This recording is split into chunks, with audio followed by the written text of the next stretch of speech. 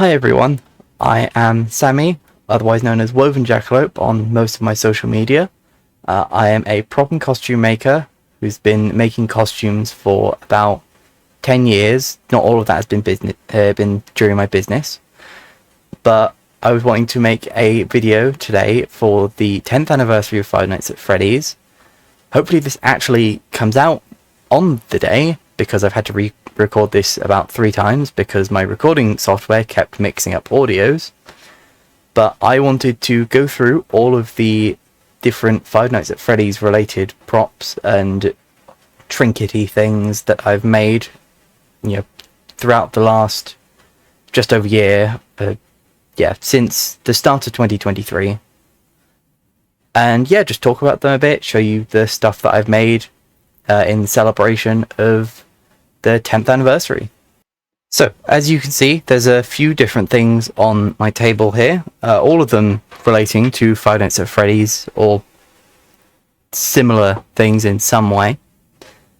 But the first thing I wanted to talk about is probably the piece that I'm most well known for. It's my profile picture for most of my social media, and that is my Vanny head. Obviously this is part of a full costume, but I'm going to start with the head. So this was one of the first props or prop and costume related Five Nights at Freddy's things that I made last year. Before then, the last time I had made a costume relating to the series was back in 2016, in late 2016 I think it was, when I made a Marionette costume with a crossbar like marionettes have that had chains that went down to my hands and my wrists. But since then I've obviously worked on other things. This I made last year in May for MCM Comic Con, and I've made so many of these since. This obviously is the first, so it's quite different in its construction to the others, and I consistently update this one whenever I find things that I like. So there's still a couple of updates I need to make on it. But starting off, as you can see, it's all covered in fabric and it's all bloodied and everything, and I'll get into why it's got all the weathering on it when I talk about the bodysuit. But most of it's 3D printed, apart from the whiskers, which are made out of aluminium wire, and the eyes, which are made out of clear acrylic domes that I have sprayed with alcohol ink. So that is an example of one. This is one that I use for testing alcohol ink colours on. So the red is done with alcohol ink because it keeps the transparency, and the black pupil is done with an acrylic black. And the head hinges at the top, so the front hinges open to make it easy to open and close. And I designed latches. This one also has a removable hinge pin just to make it easier for me to open and close it. So talk about the back first. So you can see that the sides have squashy foam padding. This is insulation foam, or not, upholstery foam even, and that just keeps my head in the center. It stops my head from shaking around inside because there's a lot of empty space in the sides. I also have these latches here, so they are what keep it closed. These are made out of TPU, and that gives them a lot of flex. I've made some new ones which need to go into this head, which are made out of PLA, because these ones are a little bit too flexible. And the ears are also made out of TPU as well, so they can flex and bend. So they're quite stiff to flex, but they do. I mainly just use that so that it's easy to pack them away into a smaller case. Now onto the main part, which is the front plate, or the front head. So you can see the inside, all of the electronics that I have added to it over the year.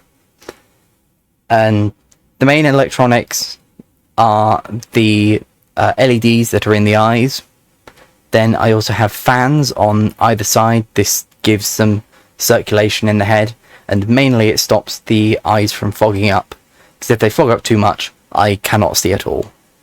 And I also have speakers as well that are on the sides, and they connect to a piece that I will show you in just a second.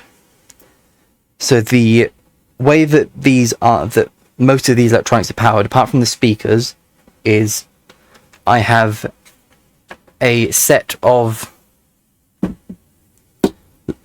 battery packs. So these have lithium polymer batteries inside of them. If my camera will focus, there we go. So these are lithium polymer batteries. They're quite fragile in the sense that if you pierce them, these are the ones that if you pierce them or they get damaged, then they will set on fire. So that's why they're in this durable plastic case that I designed. And they slide onto some rails inside the muzzle, the snout of the head. So I just plug them in like that. They just have a quick connector on there, and then I just slot them in, and the eyes light up. I can press a button to have the eyes light up.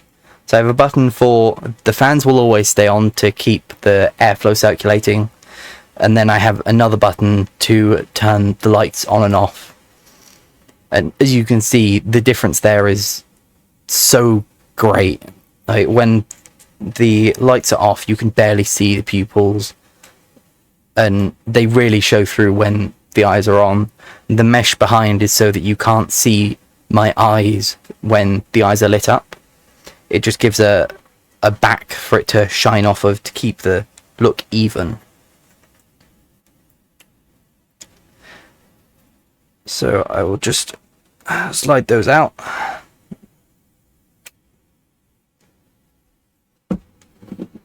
And then, so that has two lithium polymer batteries in. Both of them are 3.7 volts. So this thing puts out a total of 7.6 volts.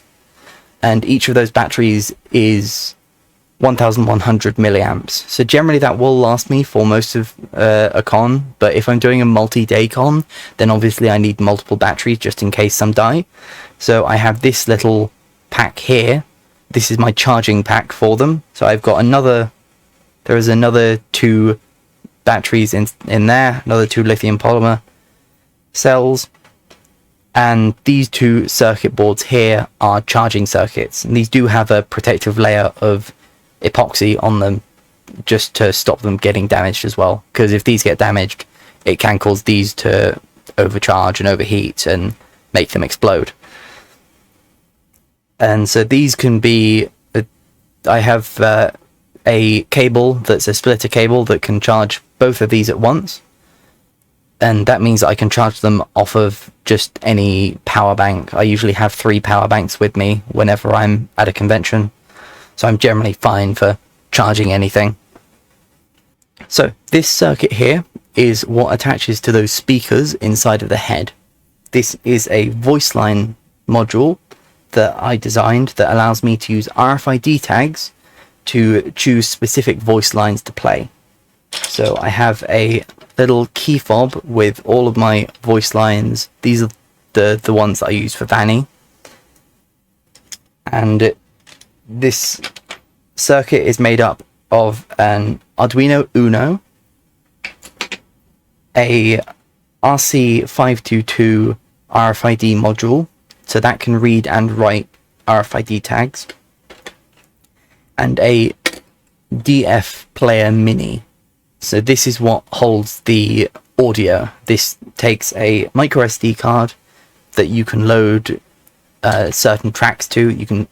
I can't remember what the maximum number of tracks that it can deal with are, but there is another version of this, I think, as well, that has a larger storage. I think there's one that has its own storage as well, but I'm not sure. And this has an output for the speakers as well, so you don't have to output it through the Arduino, because the Arduino's audio signal output is very bad as it's not designed for it. So the way this works is with one of these tags, if I scan one of these tags onto the sensor, then it will look at the manufacturing code for that tag, and each of the manufacturing codes on here, so it takes that code and then it converts it to a decimal value, and I have all of the numbers of the decimal values written on these. That just makes it a little bit easier for me to sort things and for me to understand things, is if I change it, because the codes are usually written in hexadecimal. It's just a bit easier for me to convert them to decimal numbers, and then each of those numbers relate to a specific track number on the DF player, and then the Arduino just tells the DF player to play that track. So this is the battery pack that circuit runs on. This, instead of having lithium polymer batteries, these are lithium ion batteries, also known as specifically 18650 cells. And these ones specifically have a higher milliamp hour rate than the lithium polymer batteries that I use for the eyes, just so that these last long enough, because the Arduino setup draws a lot more current than the fans and the LEDs do. And so I have 2 packs of these, and I have a charger for these that's not one that I built myself, it's one that I bought off of Amazon. So that is this. I just got most of this stuff off of Amazon, and this also lets me charge them off of a power bank. Now, these parts are for a kit that I'm building for a client. They didn't want to have a full head made by me. They wanted to be able to build it themselves so they could cover it with their own fabric. It's a request that I've gotten quite a few times, so I'm fairly used to it. So I'm building a kit that they can build it themselves with, that encompasses the 2 halves of the head, a set of ears, the latches, and I'm also making a set of eyes for them as well.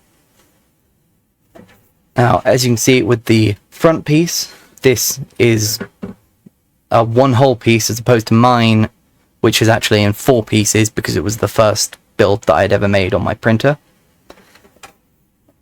And as I've mentioned, this model has changed and been updated over the year, from when I've been finding out new or thinking up new ideas of what I could add to these heads to make them easier for me to build. This one has a notch here built into the model where the latch will lock into. And this is one of the new latches as well. This is one of the PLA ones, so it's a lot stiffer and won't accidentally open. And this also has the holes for mounting it modelled into the model as well. You can also see the holes there for mounting the ears. The ears, recently I've changed quite a lot. So these are the new design for the ears. It's a bit difficult to see because of my cameras making them look very bright at the moment. But these are also made of TPU, so they're still flexible. But instead they have been made without any walls on the print. So they are just infill. This is a technique that I learned from watching some fursuit makers were using this for making flexible parts. And they're a lot more evenly flexible than my old design was. So this one is a gyroid infill at 15%. The only place that it has walls is at the bottom, because I need strength there for the screws that are used to screw the ears onto the back of the head to lock into. But for that one, I felt that it was too stiff, so I dropped the infill down to 10%, and so these are the new ones, and they're a lot more flexible. They're a lot lighter as well. I haven't weighed them exactly, so I don't know how much the actual difference is, but they have a lot more flex on them. So I'm quite happy with these. These look so much better when they bend, and they have a little bit of shake to them when you move abruptly. So my head will eventually be getting a set of these as well when I can be bothered to rip the old ones off. Now, this is the final piece of my own Vanny cosplay. This is my bodysuit. I made this all myself, and it's all stitched together. It's mostly made out of a 4-way stretch scuba. Apart from the checkered pattern down here, which is made from, I believe it was a light polycotton, because I couldn't get the right colour in a stretchy material.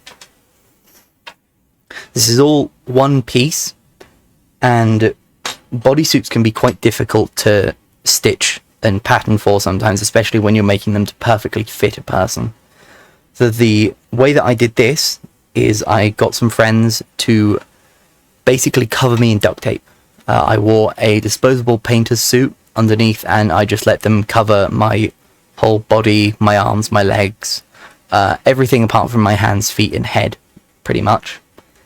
And that gave me an accurate pattern that was my body shape. So I knew that this would fit my body perfectly, provided I sewed it up correctly.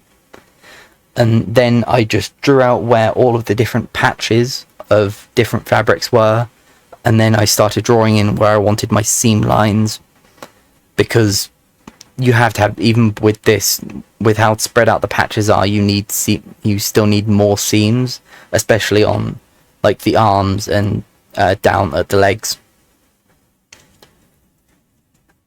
And as for why it is all dirty, so I made this before Ruin had come out. We knew roughly about Ruin. We'd only had the first teaser of it at that point, so we didn't really know who was going to be in it. We didn't know what the story was. We didn't know which ending was the canon ending. We still back then thought that the canon ending was the Afton ending, so yeah. And so I thought I would design a version of Vanny, of sort of a fan version of what might Vanny possibly look like in Ruin. So we could tell that Ruin was going to be a bit darker, a bit more serious than Security Breach. So I added, because we thought it was the Afton ending with the Pizzaplex all crumbling down, I added burns and dirt down on the legs and around in different spots. And then we knew that Gregory had been taken or something had happened to Gregory, supposedly. Now we know different. Now we know that Gregory's probably fine, but so I thought, what if Vanny's the one that got him? What if, wishful thinking, what if we get more Vanny in Ruin? But that didn't happen. So I did some blood. So some of it's supposed to be Vanny's blood from all of the rocks and shrapnel from the Pizzaplex collapsing. But I also added some like small handprints that are supposed to be like if she caught Gregory and like Gregory trying to push away. Just a little kind of visual Easter egg that not many people notice, that I know about. I know it's there, so I don't care if other people don't realise. And then I've got the gloves as well. And yeah, so it's... And the only other thing is the bow is just a wide blue ribbon. I think it's about 3 inches wide. Yeah, about 3, yeah. And then these decorative stitches are made out of elasticated cord, quite thick elasticated cord. It took me a while to decide how thick I wanted it, but I went quite over the top with it. and these are just short lengths that are glued and sewn in on either side. Some of them have come out now, but so it needs a little bit of repairing. Continuing on with Vanny, as most of you can probably tell, this is the Vanny mask. So this isn't the one, or this wasn't meant to be the one from Ruin. We still hadn't got Ruin when I made this. This is the Help Wanted one. I used the game file from the Help Wanted files, and I went through the same processes that I went through in my building a Five Nights at Freddy's animatronic head, where I go through how I would make Freddy. And part 2 of that is coming, but I'm just waiting on some material, waiting on a bulk order of material from my supplier. So this was a fairly simple, quick build for a little event that we were doing at college. And it's just got, so as you can see, the inside isn't painted at all. It's got some foam on the edges just so that it doesn't cut up my face, and an elastic band that goes around my head. It had very minimal sanding and very quick paint job as well. This head was part of a work in progress that I was designing. This was the first version of a sun and moon costume that I was wanting to build. Wanted to start with the head because it was going to be the most complicated part. And specifically, I wanted this build to be able to swap between sun and moon easily. So I was wanting to design a system that could have the retracting rays. This was the first version, and I just didn't like how, so when the rays went down, they were getting caught on each other. I did angle them so that they'd hopefully slide under each other, but they just couldn't get all the way down, so they were kind of spiking. You could see the spikes around the edge quite a bit. So what I ended up doing is I took this model back into Fusion 360, which is where I do most of my more mechanical modeling, and I thought about it a bit more and redesigned the model to become this. And you can see that this is quite a bit thicker, but it does exactly what I wanted it to do. So this has 3 layers of rays, basically, and those rays run on tracks, and each of those tracks or each of those rays is also connected to a disc with spiral cutouts. So what that means is, and I have to angle this because these aren't actually held in, so they will fall out, or the back will fall off. When I turn this, the rays all come out, and you can see that, you know, from that side it looks quite good, and then all I have to do is spin it the other way,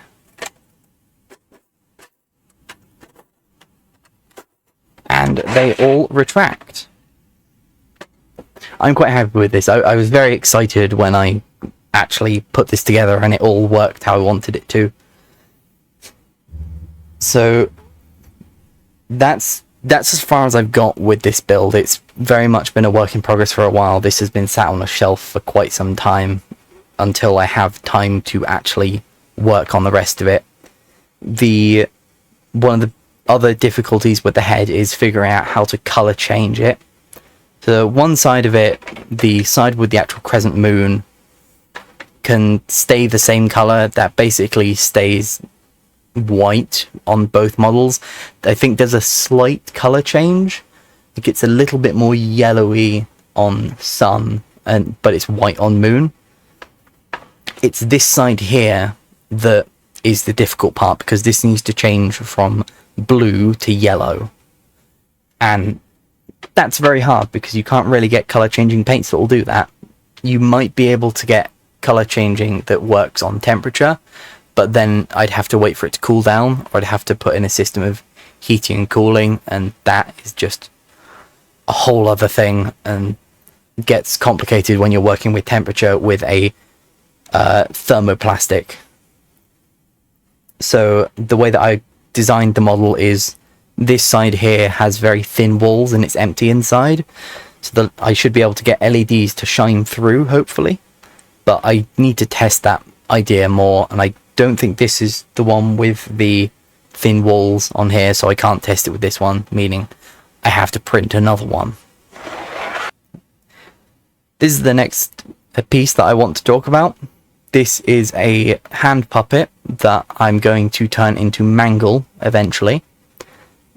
This idea came about after I was working with some puppet mechanisms, and I was playing around with them to see what I could do with them. I was initially planning on making a hand puppet of Bonbon with moving eyes, so I was wanting to design a 3D printable system that had eyes that could move in all 4 directions. So this was, inside here was the cardboard and wire mock-up of that design, and I didn't want to get rid of it, so I thought I could turn that into something. I could turn that into Mangle.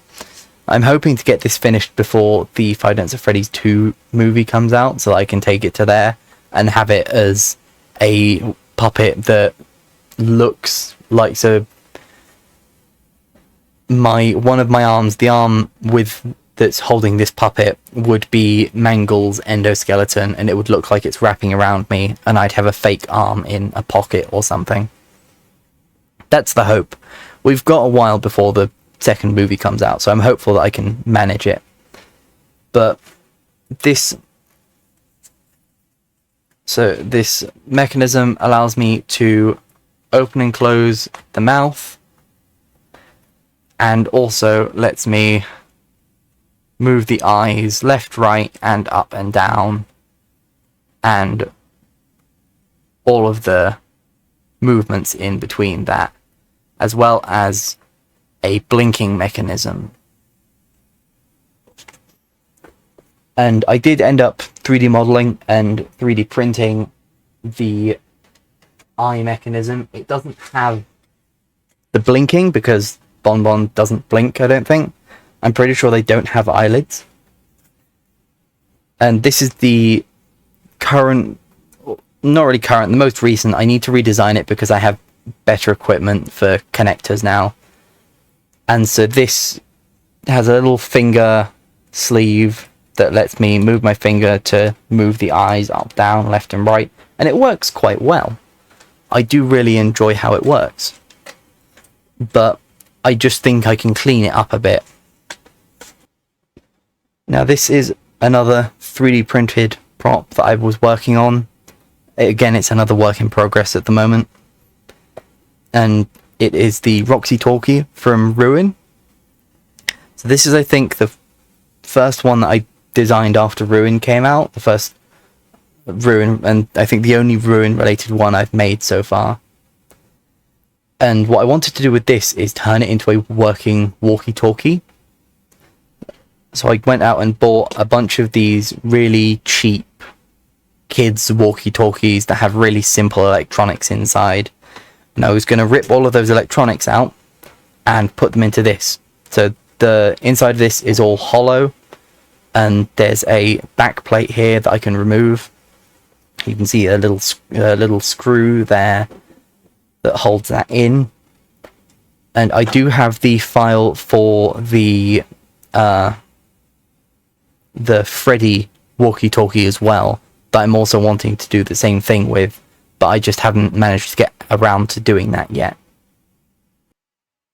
Now, back to the topic of puppets. This was another puppet that I made. I went through a bit of a puppet phase where I was looking at how all different puppets are puppeteered. And so this kind of came out of that brief era. And I still enjoy looking up all of that. I'm very interested in how Jim Henson's Creature Shop does all of their puppeteering.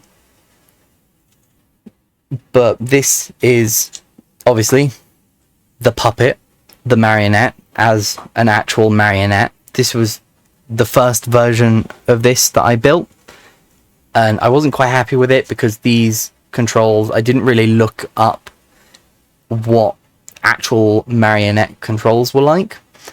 So this was a rough guesstimate of what I thought I needed to have on it, and turns out I was in the right area, but I was kind of completely wrong still. But all of the body is fairly correct. It's mainly just where the string is mounted, and this string as well was way too thin for what I needed it to be. So I took what I learnt from building that, and I took the same model and I built this one. As you can see, this one's painted because I actually like how this one works, so I decided to go ahead and paint it. And I think I have a video of me puppeteering this on my shorts on YouTube, but I'm not certain. I know it's somewhere on my other social medias. So the control for this one is a lot different. It's got a lot more mounting strings.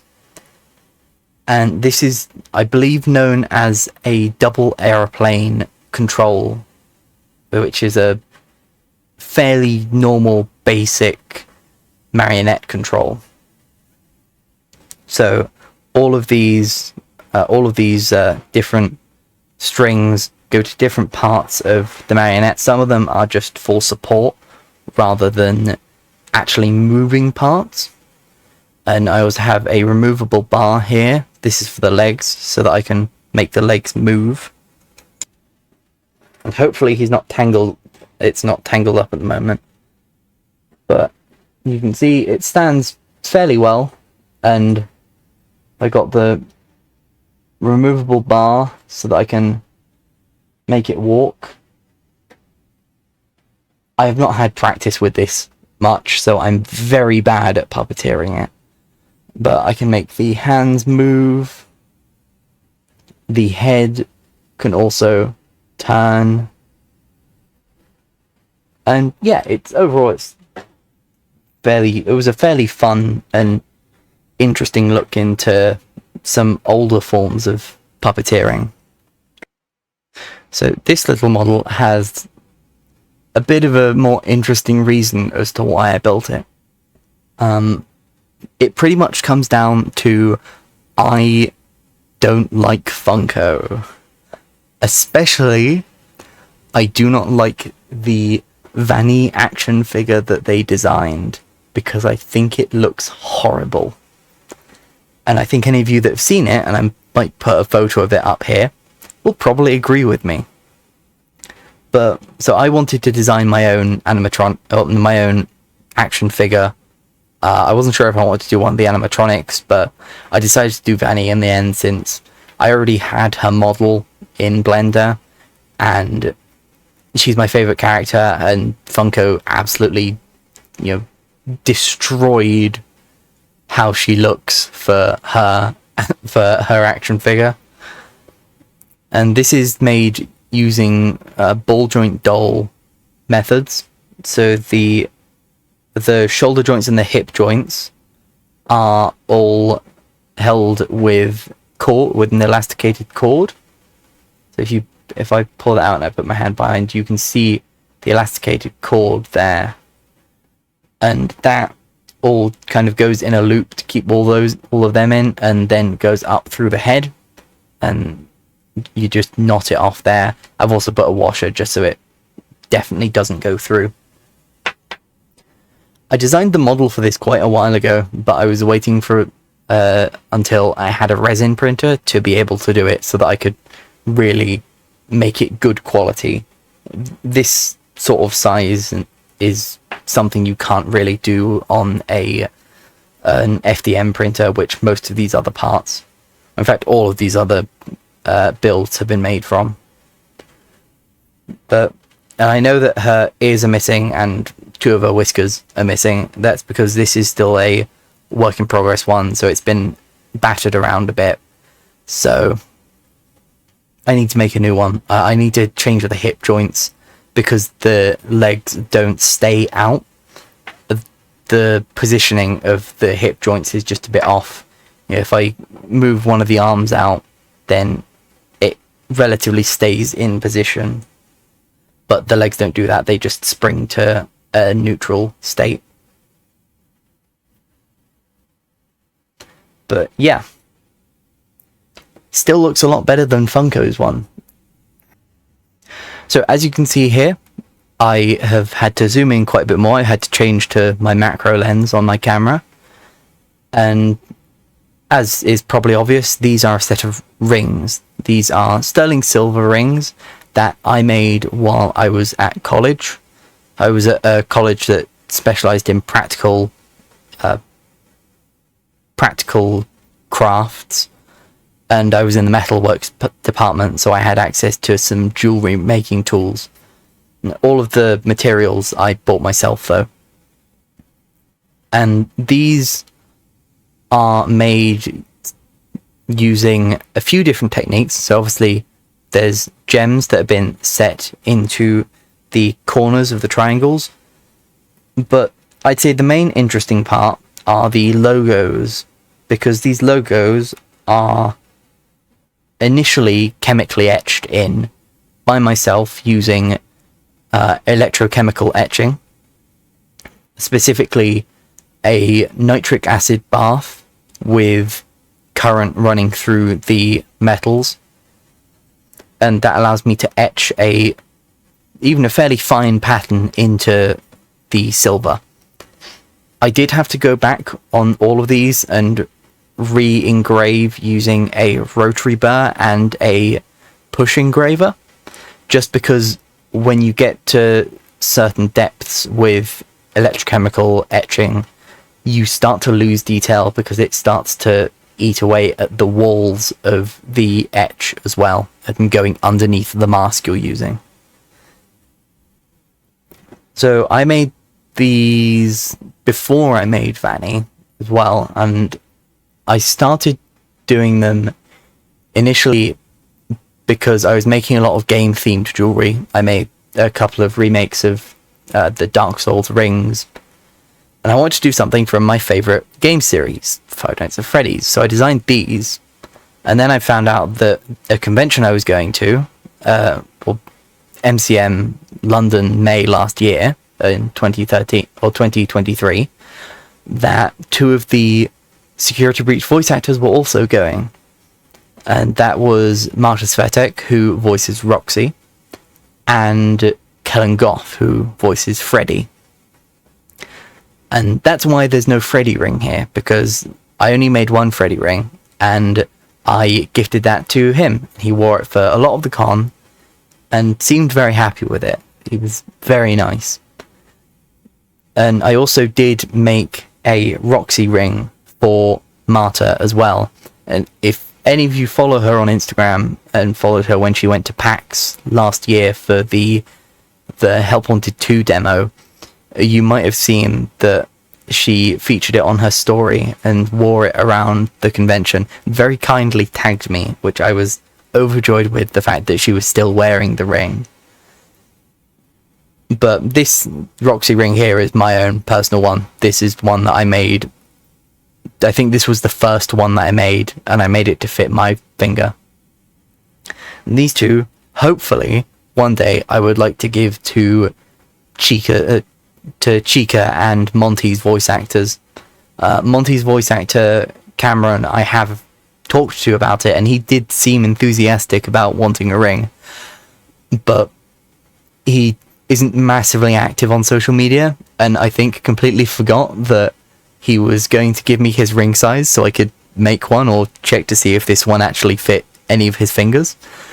So if for some reason somehow he sees this, I would love to know, because I've still got this one laying around and I don't wear it, so I would still very much love to get it to you at some point. And Heather Masters, who voices Heather Masters, who voices Glamrock Chica, I would love to meet her at some point. She's the only one of the 4 Glamrocks that I haven't spoken to. She's the only voice of the Glamrocks that I haven't spoken to at all yet. So I need to... At some point, I will find her at a convention, and I will ask her if she wants it. Provided it fits. But yeah, so the gems on these are all connected to the color palettes of the animatronics.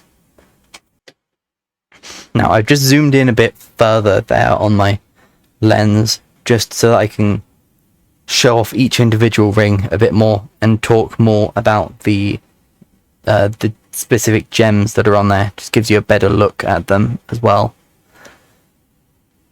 So, as I said, each of these gems relates to the color palettes of the characters. So for Roxy, starting off, there is a peridot at the top for the green stripe that's in her hair. Then I have a synthetic ruby on this side, and a amethyst on this side for the rest of her color palette, which is predominantly red and purple. Now moving on to Monty. I'm just getting the hair off of there. Monty does actually have Monty does have the same set of jewels. So, but they're just in different positions. In Monty's case, there is a synthetic ruby in the top for his mohawk, and then an amethyst on this side and a peridot on this side for the rest of his color palette of purple and green. And finally, and the last thing that we're going to talk about is Chica's ring, which does have some different gems. It's got a yellow citrine at the top here for her beak, a peridot on the side here, and this one here is a pink cubic zirconia. I did want to avoid using using cubic zirconias for these rings, as you can get them in any color, so I could have very easily just had every one of these rings be a cubic zirconia, but I didn't want to, because I find them... I wanted to make these, decent quality. I didn't want to use cubic zirconias because they're kind of considered a cheap gem. I mean, they're the cheap version of diamonds. But in this case, with the pink gem, the only other option I had was a pink tourmaline. I think that's how you pronounce it, is tourmaline. But I couldn't get that in the size that I wanted, so I needed it in a 3mm triangle cut. But I could only get 4mm triangle cuts as the smallest, and I didn't want to have to regrind it myself because I wasn't really experienced with grinding gems at that point. But the pink cubic zirconia, it works. A tourmaline would have had a much deeper color to it from what I've seen, but I have the ability to make these now again, now that I have my own workshop, so I might get back into doing jewelry making at some point. And that is all of the Five Nights at Freddy's props that I've made since the start of 2023, when I got back into making props and costumes again after quite a long hiatus due to mainly COVID. I wasn't going to conventions, so I didn't see the need. And I also had university to think about. But yeah, I hope that you all enjoyed looking at the different random things that I've made over the year. And I hope that some of these have maybe inspired you guys to make things, or given you ideas of things to make. And yeah, if you want to see the different things that I make going forwards, then subscribe to me here and follow my Instagram. That's where I mainly post my work in progresses. I also post on Twitter as well. And I stream on Twitch as well. I often stream on the makers, the crafts and makers section, streaming my builds that I'm working on. I currently have quite an interesting build I'm going to start working on soon, which is a mascot costume that I am building for a previous client who worked on another indie horror game, and it's a relatively known one. I'm not going to say here just because, you know, I haven't started working on it yet, and I'm going to be sort of teasing it to see how many people can figure out what it is. I'm okay with it's not like an NDA or anything, but yeah, I'm really looking forward to that because that's going to be a full mascot costume thing, and the little model of the body is there. If you can tell from that, I will be very surprised, but you can guess if you want. Go ahead. So yeah, I'm really looking forward to working on that. I've got a bunch of other projects lining up. All of the work in progresses that you've seen here, I might eventually work on at some point. And yeah, that's everything. So I hope you all enjoyed. I will also have another video coming out at some point of I was playing Into the Pit recently, and so I'm going to have a video of the nightmare mode for that coming out at some point, because I'm going to be streaming that tonight when this goes up. So yeah, well, I'm streaming it tonight when I'm recording it, at least. But yeah, hope you all enjoyed, and I hope you all look forward to the other things I'm working on next.